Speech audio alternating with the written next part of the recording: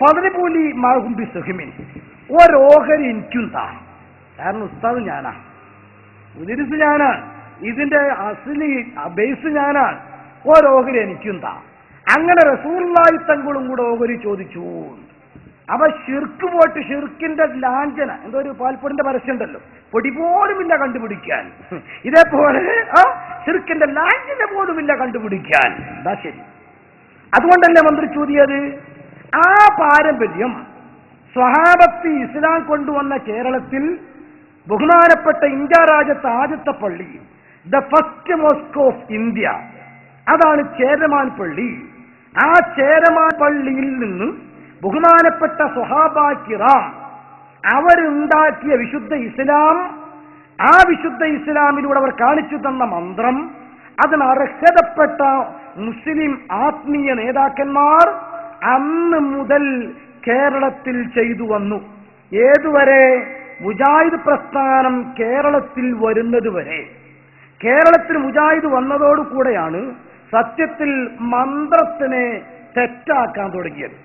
അത് ഇനി പറയേണ്ടത് ഖുർആൻ നോക്കിയല്ല, മുജാഹിദ് വന്നതോടുകൂടിയാണ് മന്ത്രം തെറ്റായത് എന്ന് അവരെ രേഖ കൊണ്ട് പറയാം. അതങ്ങി അവർ രേഖ വായിക്കുക, വിമർശിക്കാനല്ല, അവർക്കും കൂടെ അംഗീകരിക്കാൻ. അപ്പൊ അവർ സന്തോഷിക്കണം. അൽഹംദുലില്ലാ, ഞങ്ങൾ പുസ്തകം ഇറക്കിയത് മുതലായി, 10 പിരിയം വരെ ഞങ്ങൾ ബുക്ക് കാശ് കൊടുത്ത് വാങ്ങിയത്. അൽഹംദുലില്ലാ, വായിക്കാനാണല്ലോ. പക്ഷെ ഞാൻ ഒരാൾ കാശ് കൊടുത്ത് വാങ്ങി ഞാൻ മാത്രം വായിച്ചത് കൊണ്ട് എന്താ?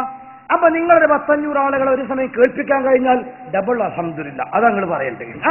ഇനി അതിലെ ആശയം ഞാൻ വായിക്കാൻ പോവുകയാണ്. അപ്പൊ ഒന്നുകൂടെ നിങ്ങൾ അൽഹംദുലില്ലാ ചൊല്ലണം. കുറ്റപ്പെടുത്തിയത് അതിനാ ഞാൻ പറഞ്ഞത്. ആരെയും വിമർശിക്കാനോ ചൂടാക്കാനോ അല്ല, നിങ്ങൾക്ക് ചിന്തിക്കാനൊരവസരത്തിന് അതിന് തരികയാണ്. ഇതിന്റെ പേര് ഗൾഫ് സലഫിസവും മുജാഹിദ് പ്രസ്ഥാനം. ബുക്കിന്റെ പേരിന് അങ്ങനെ എഴുതിയത് MI മുഹമ്മദ് അലി സുല്ലമി. ഒന്നും കൂടെ ശരിയപ്പി, കാരണം സുല്ലമിയാണ് എഴുതുന്നത്. കേട്ടോളൂ. വെള്ളത്തിൽ മന്ത്രിച്ചൂതൽ ഇസ്ലാഹി പ്രസ്ഥാനത്തിന്റെ ആഗമനത്തിനു മുമ്പ് എന്ന് പറഞ്ഞാൽ ഇസ്ലാഹി പ്രസ്ഥാനം വരുന്നതിന് മുമ്പ് ഖുർആൻ പാരായണം ചെയ്ത് വെള്ളത്തിൽ മന്ത്രിച്ചൂതുന്ന സമ്പ്രദായം കേരളത്തിൽ വ്യാപകമായി ഉണ്ടായിരുന്നു. റാബി ആരാണ്? സുല്ലമി. കിതാബ് ഏതാണ്? ഇസ്ലാഹി പ്രസ്ഥാനം.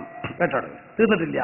ജലദോഷം, പനി, വയറുവേദന തുടങ്ങിയ ലഘുവായ രോഗങ്ങൾ മുതൽ അർബുദം വരെയുള്ള രോഗങ്ങൾക്ക് വെള്ളം മന്ത്രിച്ചൂതുന്നത് ചികിത്സയായി അംഗീകരിക്കപ്പെട്ടിരുന്നു. അവൻ നിസ്സാരമായ ജലദോഷം മുതൽ വളരെ ഹൈ രോഗമായ ക്യാൻസറിന് വരെ വെള്ളം മന്ത്രിച്ചൂതി കൊടുത്തിരുന്നതാണ്. ഞാൻ ചോദിക്കട്ടെ, ഈ പാരമ്പര്യം നിലനിൽക്കുന്ന എവിടെ? ഏതെങ്കിലും മുജാഹിദ് പള്ളിയിലെ മൗലവി വെള്ളം മന്ത്രിച്ചൂതി കൊടുക്കുന്നുണ്ടോ? സുന്നിപ്പള്ളിയിലെ മൊയ്ലിയന്മാരും തങ്ങന്മാരും മന്ത്രിച്ചൂതി കൊടുക്കണില്ലേ? അത് അന്ധവിശ്വാസമാണ്, ചിർക്കാണ്, അനാചാരാണെന്ന് പ്രസംഗിക്കാനല്ലേ പിലാത്തറമ്മ സമ്മേളനം നടത്തുന്നത്?